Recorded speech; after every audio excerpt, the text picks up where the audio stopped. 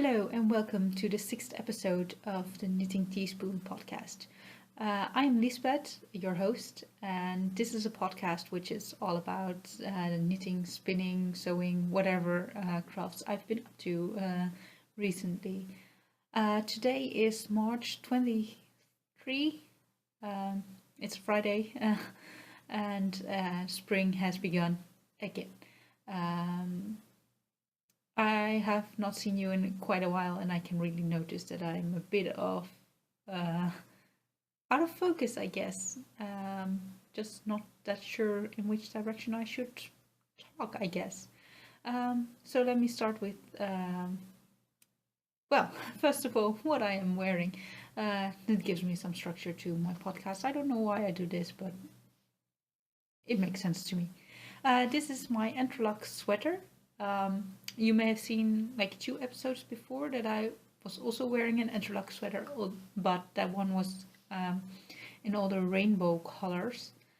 This one actually is the original version of the interlock sweater. When I lived in Stockholm, or I didn't live in Stockholm, I studied in Stockholm and I lived close to Stockholm for a while. I made a point of it to go on a yarn shop tour. As you do when you're in a strange place for a while. And this brought me to Gamla Stan, like the old city of Stockholm, the old city center. And I think it was in the old city center, but I'm not really sure anymore. But there was this place called Antorp's Weave, and they had the weaving thing in the shop. And in the shop I found these 2 skeins of grey yarn, which, well, you can't see them as skeins anymore, but they are knit up into this sweater. One's slightly lighter, the other is slightly darker, and I saw these skeins and I just knew they had to become a sweater and they had to come and live with me. But unfortunately there wasn't really a label on this shop, but still the yarn was speaking to me like, I have to come home with you. So I how could I refuse to yarn and say, no, you're not going home with me? But I didn't know how much I would need to make a sweater. I did not really have a lot of patterns at that time. I'd only knit 1 sweater for myself and another one, but yeah, that was actually the first sweater that I knit was for a guy that was my boyfriend at the time, but I finished it 3 days after I broke up with him. So for the longest time I had no clue what happened to the sweater, because I gave it to him anyway, because I felt like, yeah, I've been working on the sweater for months and months, and you know, okay, I might as well just give it to him. But I recently found out that he actually still has the sweater and occasionally even still wears it, so kind of relieved that the sweater did not end up burnt or something, but you know. Anyway, this sweater, I just didn't know how much yarn I would need to make a sweater, and I did not just want to stripe it, because I felt like in knitting it's easy to make horizontal stripes, and I felt like horizontal stripes make me look fat. I don't know why I thought this, but I thought this at the time.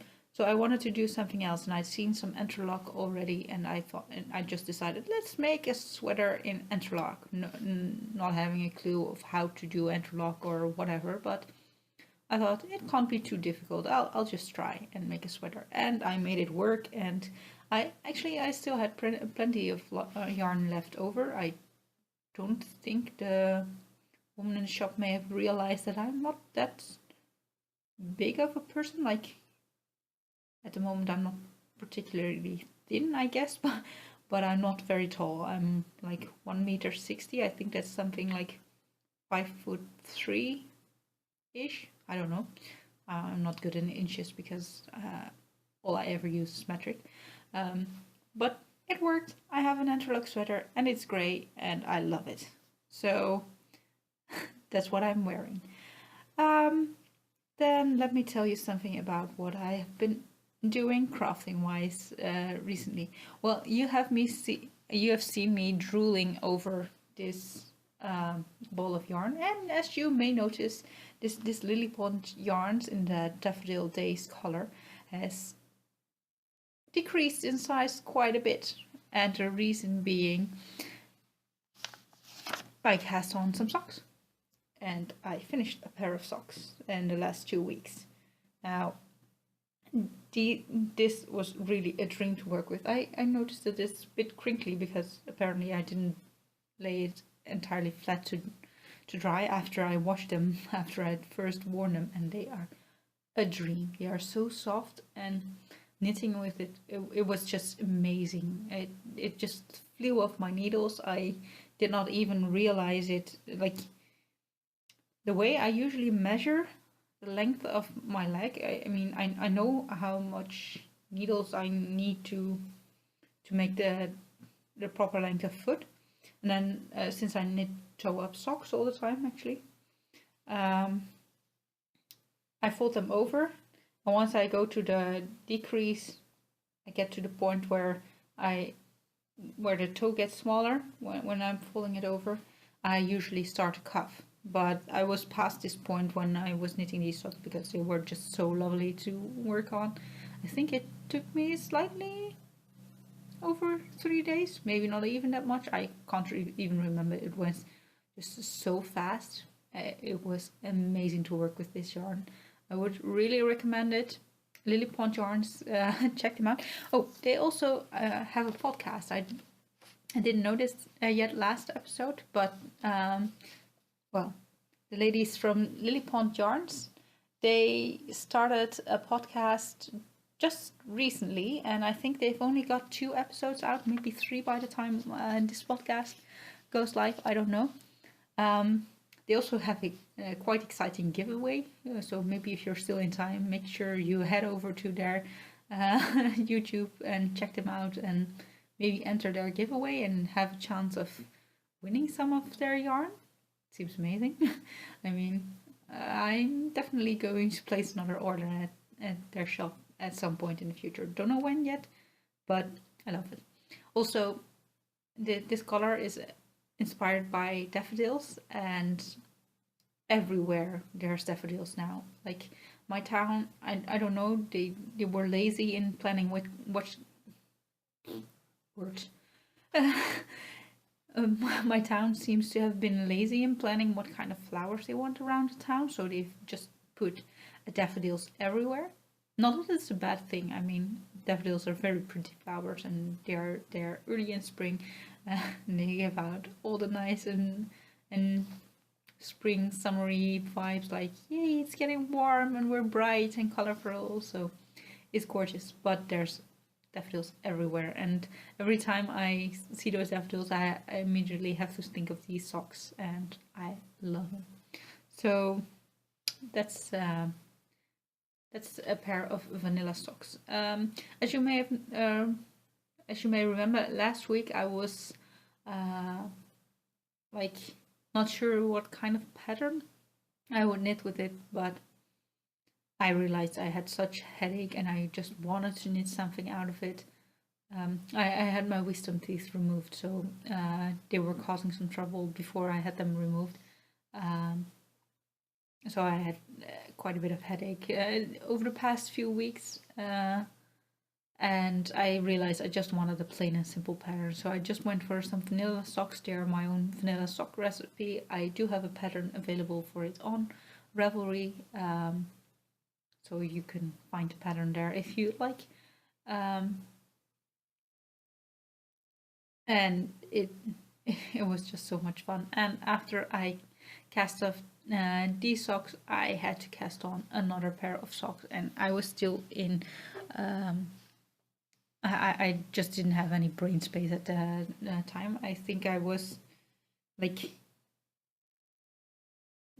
somewhere here in this sock. These is another pair of vanilla socks that are cast on and finished since last episode. I have not worn these yet.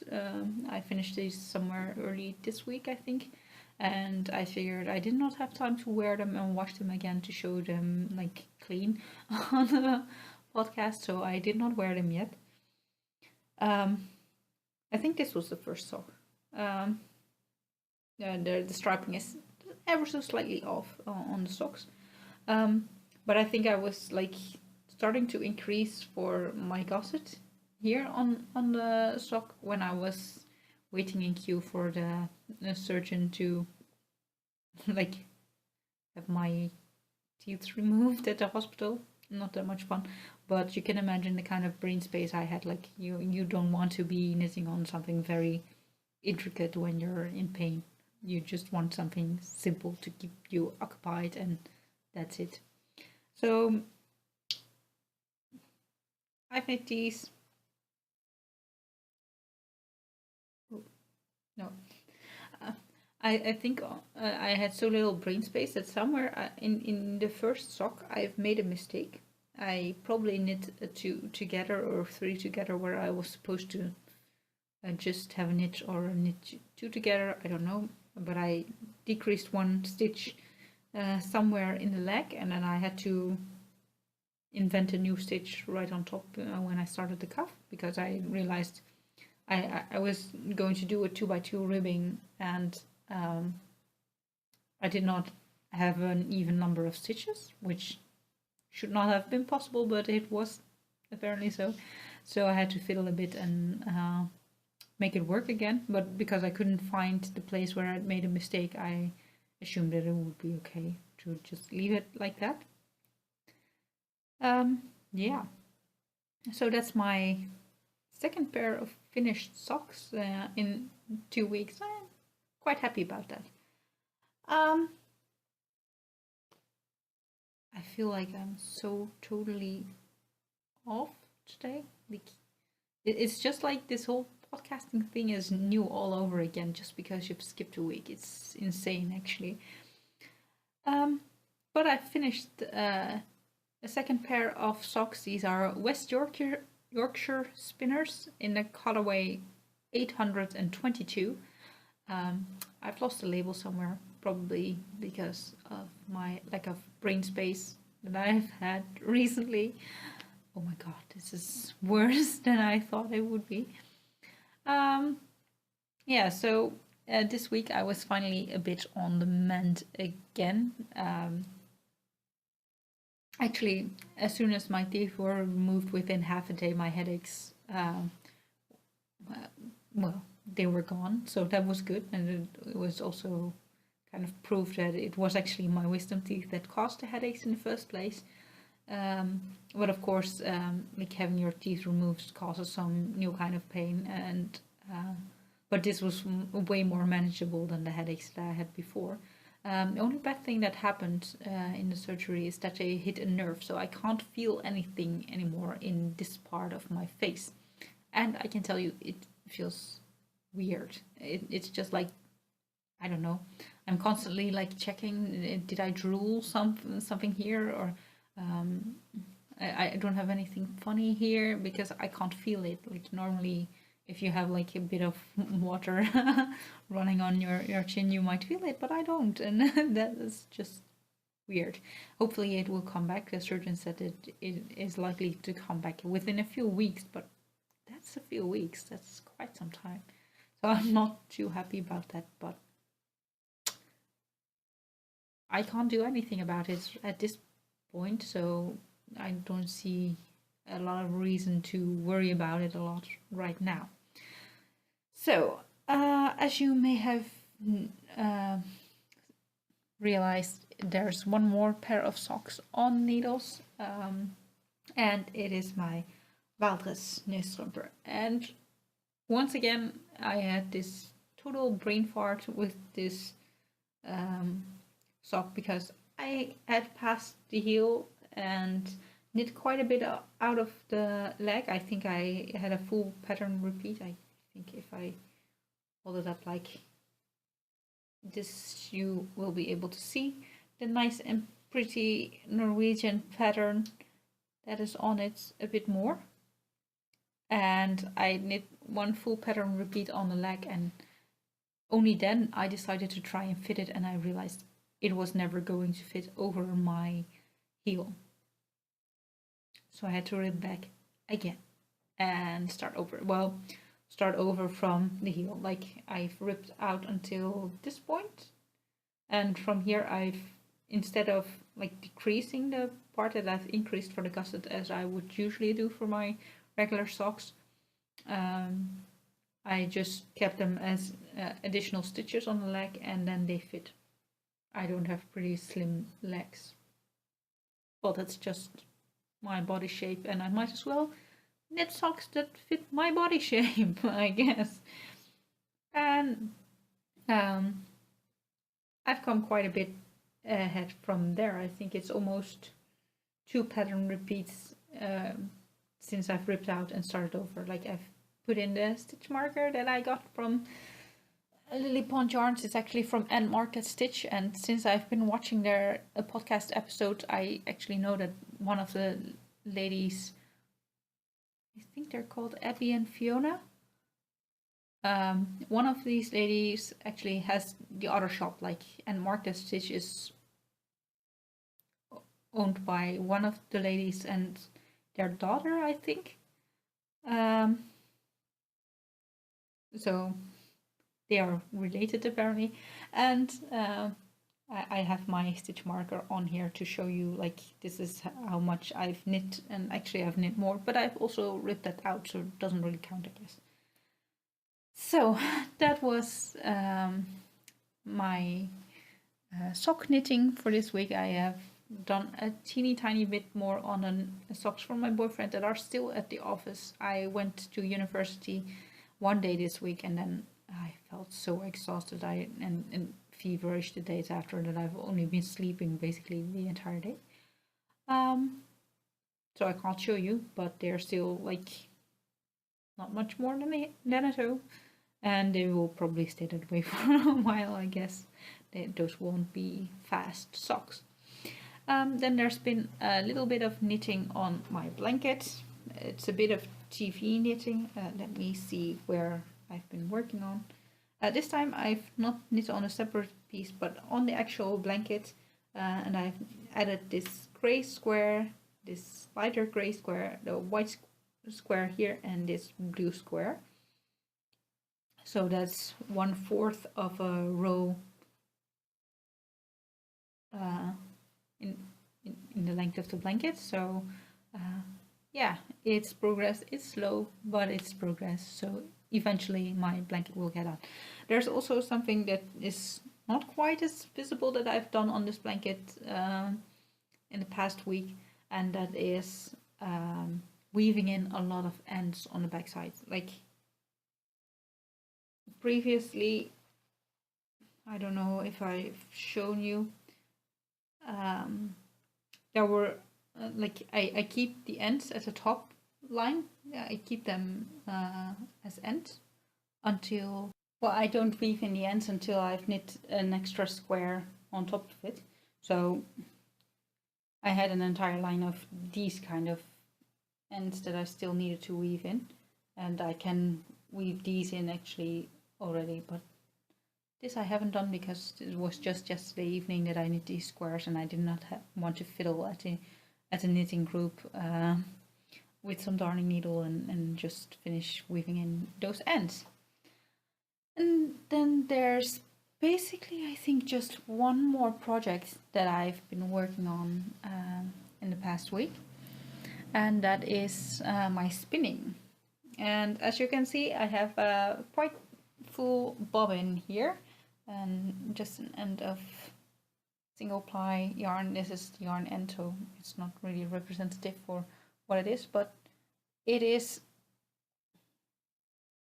my spin spool fiber.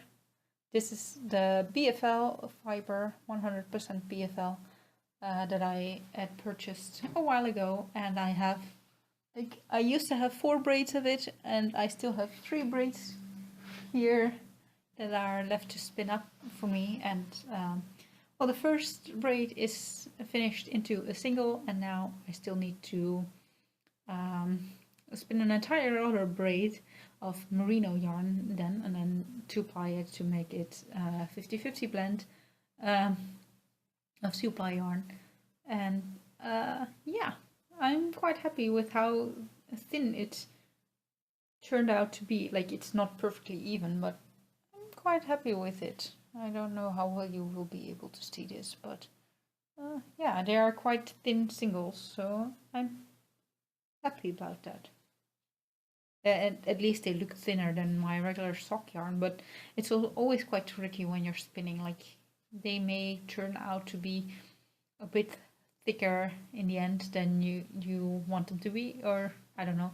If you wash them, they just seem to poof up, and all this air comes into your yarn, and suddenly you have a very thick yarn instead of a very thin yarn. So you can tell probably that I'm not a very experienced spinner, but I like it nonetheless, so that's fine.